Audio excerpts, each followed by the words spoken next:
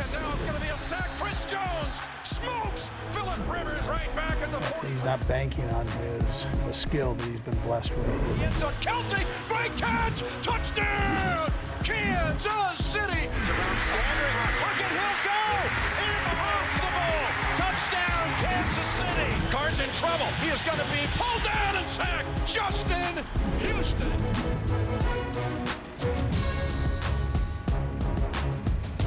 What could be the final game for the Chiefs playing at the Oakland Coliseum.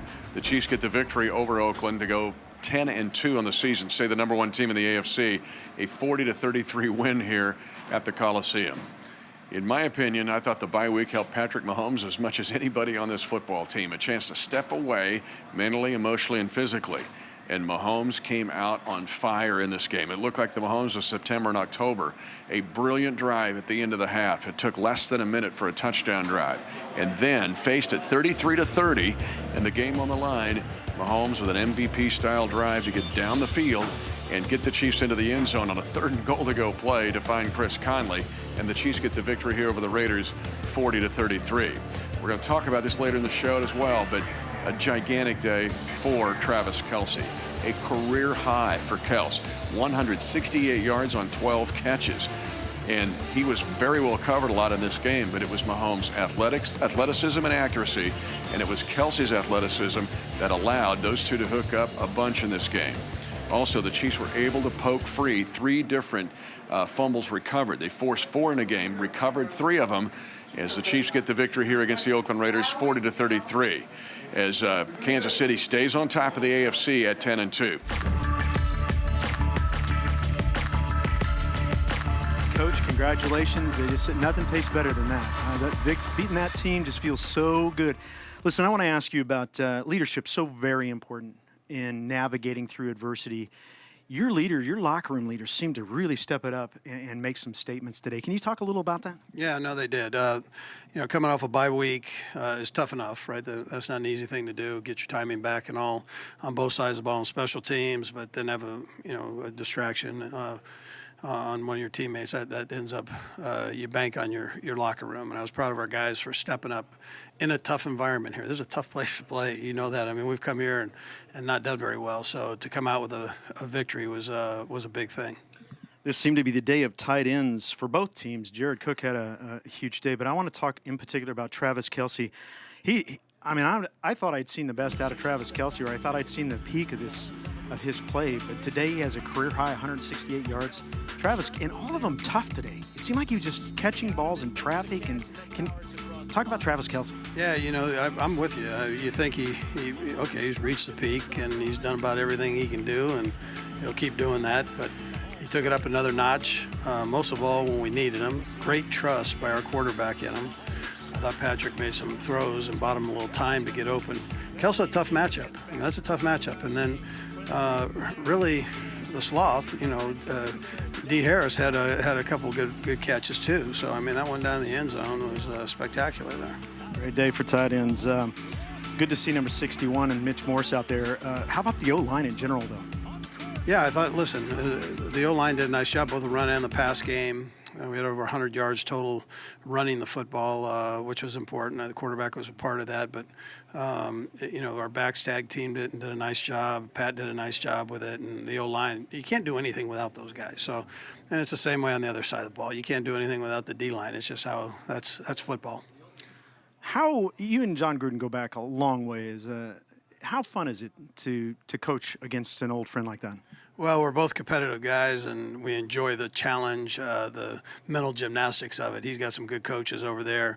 They're trying to do this thing the right way, and you saw how hard their team played. The fans were into it, and there's nothing better than having the AFC West tough every week. You love that, and that's what it's all about, and John will get him back where he wants him. Listen, you got another tough challenge coming into town next week with the Ravens. Have a great week of prep, and we'll talk to you afterwards with a victory at Arrowhead. All right, Dan, we need all those fans out there, man. We appreciate you, and let's roll. Coach making the pitch. Okay, well, let's talk about coming off the bye week. And obviously, this team had prepared for a number of days to have Kareem Hunt, business as usual. That changes. And I think you wanted to point out one change that you saw was how to handle the quarterback, Patrick Mahomes, coming off the game he had. What did you see adjustment-wise, and how did they kind of get him going this game? Well, everything that happens during the bye week happens for a purpose. And if you go back to the last game against the Rams, what things jumped out to you in that Chiefs-Rams matchup? Turning the ball over, pressure on the quarterback, maybe some ill-advised decisions by Patrick Mahomes. Well, what we saw was that adjustment made 180 degrees today. No interceptions. They didn't have a sack. The offensive line really did a nice job protecting Patrick Mahomes. He was able to scramble and make yards with his legs at a rate that we hadn't seen all season long. He still is able to buy time, still keeps his eyes down the field, but I thought the conscious effort of not making those errant throws down the field was at the first and foremost for Patrick Mahomes and this offense. That tells you about the self-scouting that went on during the bye week. When you see a lot of the targets especially going to tight ends, Kelce and Demetrius Harris, and less so to Tyreek Hill, did it seem like a conscious effort to get the safety valve guys involved, get the middle of the field attacked? Absolutely, and I think it's very simple. Hey, you have two very athletic tight ends that are automatic mismatches against opposing linebackers or safeties. Use them. Patrick Mahomes was able to soak that information up, and you saw him distribute the ball and take chances with the tight ends at a high rate that we hadn't seen all season. And how about this segue? Guess who's next in our player one-on-ones? The tight end, Travis Kelce. Stay tuned for him. He's coming up next.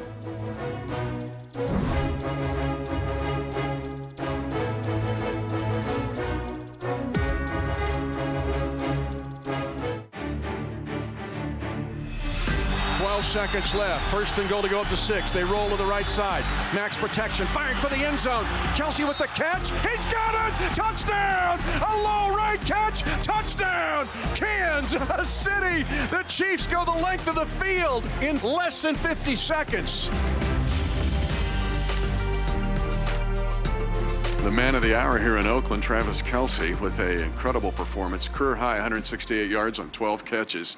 Just kind of walk us through how it was working today. You know what, it's just making plays for the guys around me. You know, it's been I don't want to say a rough 48 hours, but it's been a different 48 hours. And when things get like that, all you can do is really come together and be with the guys that you love and the guys that you know you're going to go to battle with. And sure enough, I think that's what we did today, just going out there and making plays for each other. Let me ask you about that, first of all, because you and I have talked about this locker room for months. Just for this locker room to rally like that, what does it mean to you and mean to this team? Man, I mean, this game shows growth. I mean, last year we don't win that game. And it's hard to kind of accept that, but it's an awesome feeling knowing what happened last year and how we persevered through everything and got a dub this year. They had you tight covered, but what about Mahomes, his ability to be accurate, and then your ability to make plays when schematically maybe it didn't look like it would be there? That's what makes 1-5 special. You know, his ability to put the ball where only I can get it, and you know, it's been a little bit of a work in progress. I know I haven't caught every single one of them. A little bit more concentration when I see the ball in the air, and that's a learning process for me. So I mean, it's trusting that he's going to put it only where I can get it, and knowing that I can trust that, and he can trust me catching the ball. It helped us get a win today. I want to ask you about poise. They drive at the end of the half. They drive 33-30. You come back and just take it back to do that, and then the poise you had to pick up some key down and distance. I mean, Coach Reid and the offensive staff is always going to put us in a position to win, and that's what we love about them. I mean, their creativity and their recognition of what the defense is doing and how to put us in an opportunity to win our one-on-one matchups. I mean, that's all you can ask for as a player. And sure enough, we got enough playmakers that we came away with the win because we ended up making plays when need be. And finally, your stone-cold throwdown of sausage. You made Chris Jones jealous. Yeah, Chris got hype. He came over to me after. He was like, "Oh man, you just stunned him." And I was like, "Yeah, man. I think we were planning that out. We planned it to where I wasn't the only one that was going to stun somebody, but I think Sherm just got the worst of it." A lot of reasons to smile if you're Travis Kelce. By the way, the third season in a row he's crossed 1,000 yards receiving. I believe only one other tight end has done that, so congrats to Travis for getting that mark. And a part of our pivotal moment in this game, Danon, a big touchdown catch, but let's show what got to this point right before halftime, this drive. Well, things started to spiral backwards for the Chiefs. A lot of momentum was in the hands of the Raiders. You consider a penalty on the kickoff brought this back. This is an 82-yard drive that they were able to capitalize in just 57 seconds. No run plays during this drive. Key plays just like this, getting out of bounds, conserving the clock, and then an outstanding throw at the top of the screen to Travis Kelce, who makes a great adjustment for the touchdown. The momentum had shifted, but the Chiefs snatched it back, and you factor in also that the Raiders were getting the ball coming out of halftime. So this was my pivotal moment of the game where they were able to move the ball down the field 82 yards and get that touchdown. Okay, we've talked a lot of offense. Is there a moment in the game the defense had to make a play and they did? Is there a moment that sums up maybe the defense still taking some steps? The 33 points, you don't want those obviously, but a good moment from them maybe. I think you can go back to the last drive of the game where they were able to force the Raiders to go for the field goal and with the opportunity to try to get the onside kick. But even prior to that, I think if you talk about the strips by the defense, forcing those turnovers, those were situations where the Raiders could have gotten themselves back in the game, but the defense really stepped up early on to get those fumbles. Coming up next, we go inside the locker room in Oakland on Chiefs Rewind.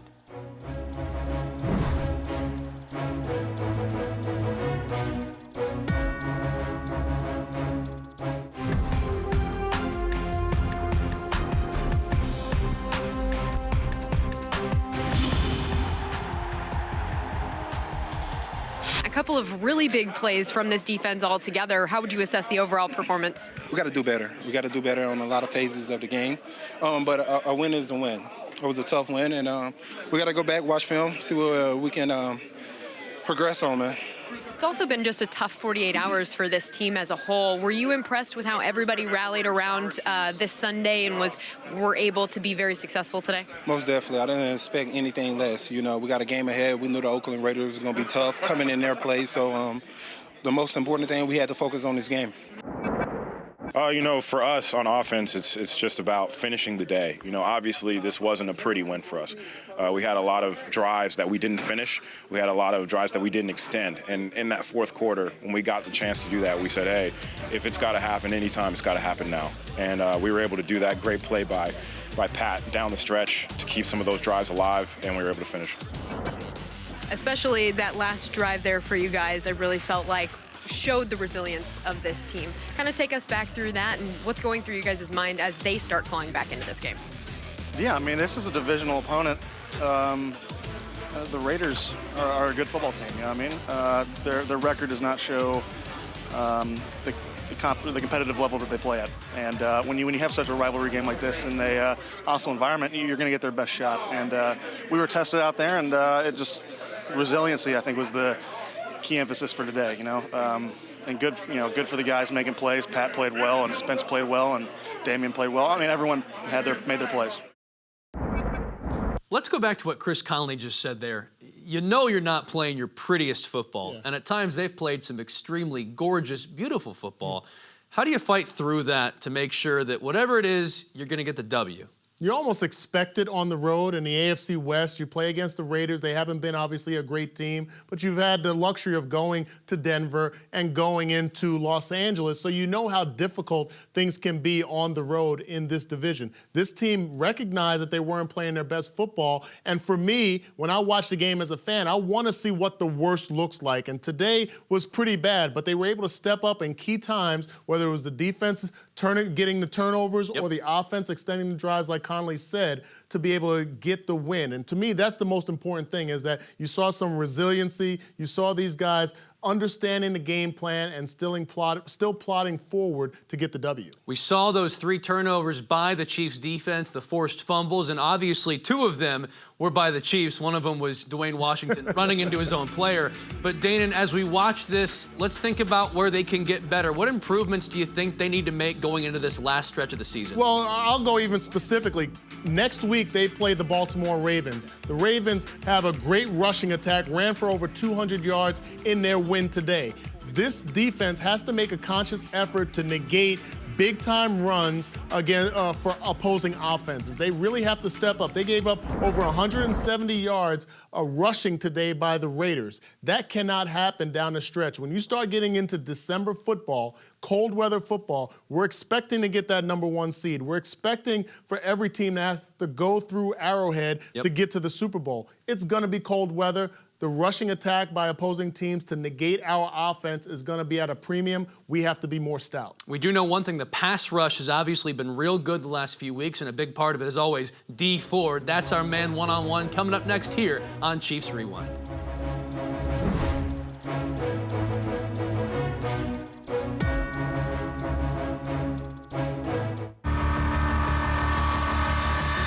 Lead 10-0. Raiders 3rd and 9 at the Kansas City 49. Jalen Richard in the backfield. Good receiver. He'll release. Carr to throw. In trouble. Sacked. And gets slammed to the ground back at his own 47-yard line. Dee Ford, his 10th sack of the season.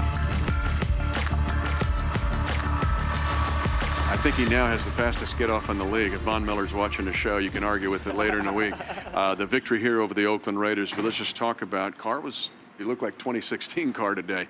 But what about your guys' ability particularly to pressure him enough and then hack the ball out? Yeah, that's what we hang our hat on defense. Of course, me especially, we could do a lot better in the run game. I think they rushed for 200. That's a no-no. So we know what we can do as far as getting after the quarterback, but like Justin hit, we can't do that late in the season if we want to do what we know what our goals are, you know what I mean? So we just want to take that, to the next game, take the positive like any other. A win is a win. A win is a win, but you don't want to ignore that when they're running the ball like that, it's going to put our offense in a bad predicament, you know what I mean? So it's a win, though. It's a win. We watched throughout this game, you're getting the edge, then we saw some bull rushes, we saw some spins back to the inside. Just how would you grade your individual performance today?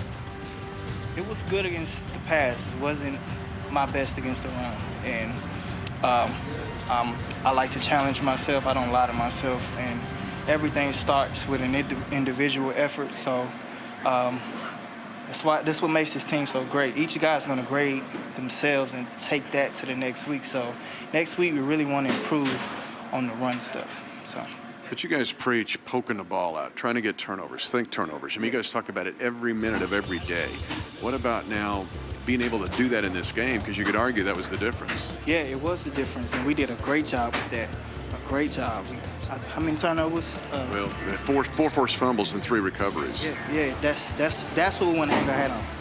And once we bring this thing together, we can do some special things on defense. Looking ahead, you got 4 games left in the regular season. 3 of those are at Arrowhead Stadium. Just what kind of advantage does that give you looking ahead to the final quarter of the season? Great advantage. Great fans, great atmosphere. We're looking forward to it. I just want to say I appreciate Dee Ford's attitude. The guy's always locked in. He's very thoughtful in his answers. Let's go ahead and talk about Danon's Chiefs observations. And starting off with the running back by committee approach, a big storyline. You won't have Kareem Hunt going forward. How did they do in this first audition? They did an outstanding job mixing different guys in. Obviously, the workload was going to fall on the shoulders of Spencer Ware, but they moved in Damian Williams. Also got good production from Patrick Mahomes in the run game as well, scrambling for many yards. They ran for 174 yards rushing on the road. That's a factor in winning in any week. Well, and one way, again, to get the ground game going, you mentioned Patrick Mahomes. How comfortable did he look out there to you, and what did you see? He looked relaxed. He looked focused. He looked like he had a bye week to just kind of decompress and be able to get back on the field. He also looked, especially in these type of runs, that he learned from some of the mistakes that he had in those first 12 weeks. So to me, it's very important that you grow. He's obviously, sky is the limit with his abilities, but 9 carries for 52 yards, taking advantage of what the defense was giving him. Did you see that slide? This is the guy who was referred to as the worst sliding baseball player. He's got the slide down.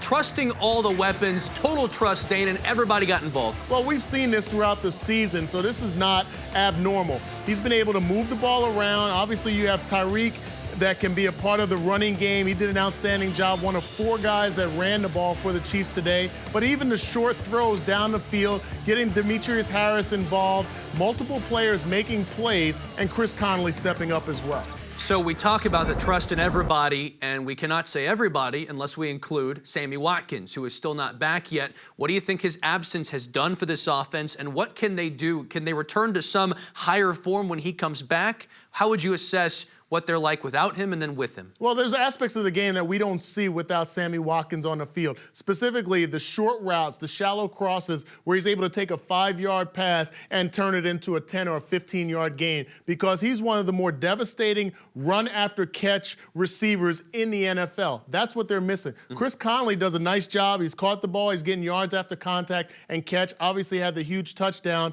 in this game, but he's no Sammy Watkins. So when you get a healthy Sammy Watkins back on the field, you just add another bullet to the arsenal that you have on this field. Travis Kelce healthy, Tyreek Hill healthy. You have an assortment of running backs that can contribute to the run game and the short pass game, and then throw Sammy Watkins back in there, makes it lethal. The guy in charge of finding out who gets the ball next, the quarterback Patrick Mahomes, plus once again the head coach Andy Reid from the podium next here on Chiefs Rewind.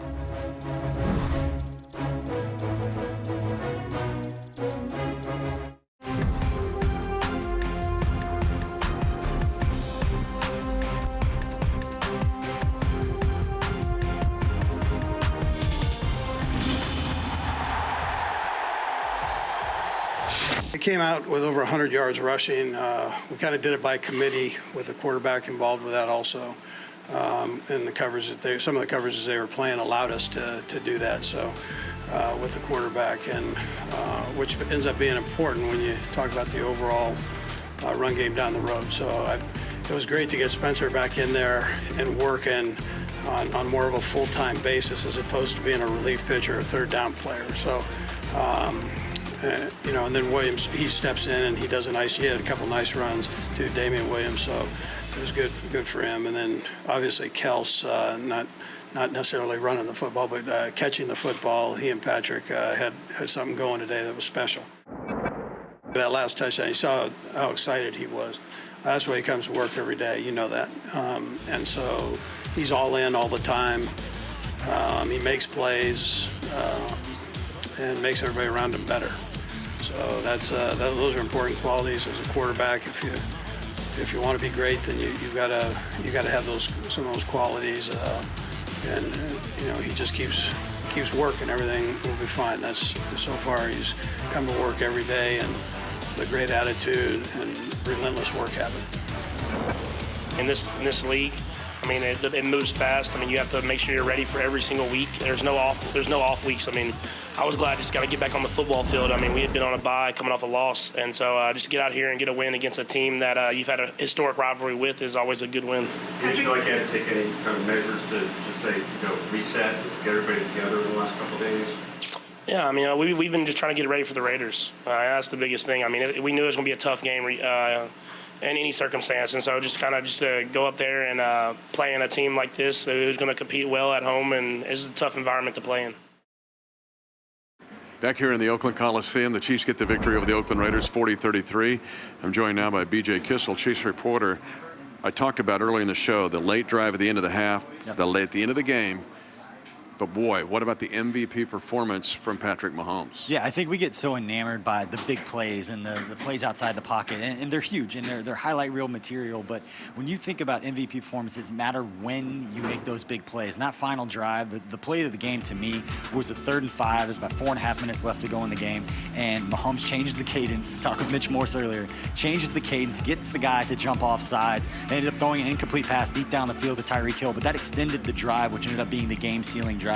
Able to take another 3 minutes off the clock before that 3rd down pass to Chris Conley for the touchdown that sealed the win. And we, like I said, we spend so much time talking about his physical ability. It's things like that. It's changing the cadence in the biggest of moments. It's the way that he carries himself off the field, on the field, in the huddle in those moments that is resonating with his teammates at just 23 years old. It is amazing. Every few times in a game, we're reminded that he is an MVP front runner right now. Yeah, fool's gold in this league are 400 and 500-yard passing games. Usually those are in losses. Go back and look.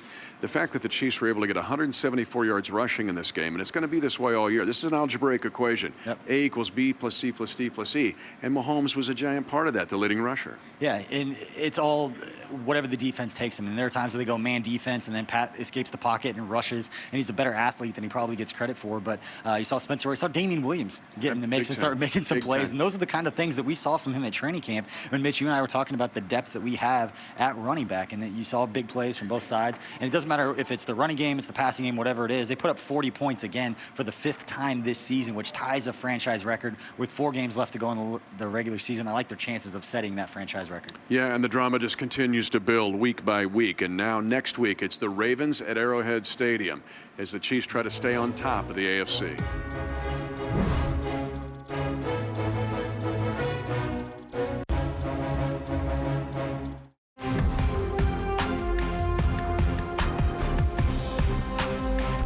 Okay, let's look ahead. The 10-2 Chiefs, big game against the Ravens, and they were kind of sputtering for a while.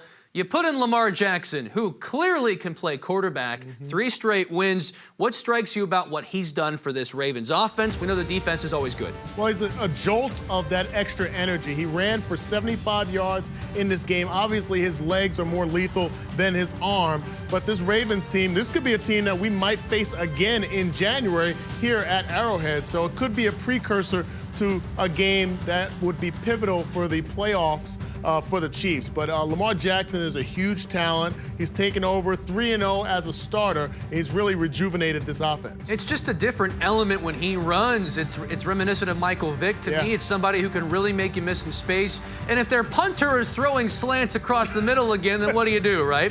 I do want to point out for folks out there hoping to attend the game, Chiefs.com, it's going to have a chance to get 10 of your dollars spent on tickets to a player's charity of your choosing. We're all about the My Cause, My Cleats. And this is, again, a big game, 10-2 against 7-5, but this is a hot 7-5 team. Baltimore's 3-game win streak certainly going to be a factor in how we see them come out against the Chiefs. But for now, as always, we appreciate you guys watching. Tom Martin, Dan Hughes, for everybody at our 65 Toss Power Trap Studios. Have a great one. We'll see you next time here on Chiefs Rewind.